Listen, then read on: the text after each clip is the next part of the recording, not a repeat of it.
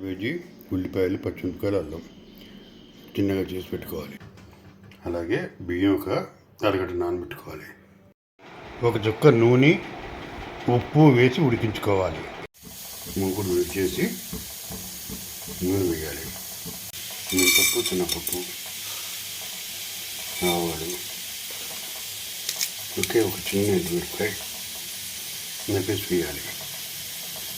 ఇవి వేయించుకోవాలి. ఇవి వేయించుండగా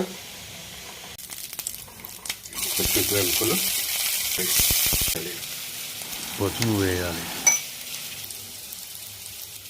ఇప్పుడు క్యాబేజీ ఇందులో వేసుకోవాలి. అల్లం వెల్లుల్లి పేస్ట్ వేసి కలపాలి. ఇందులో సాంబార్ పొడి వేయాలి.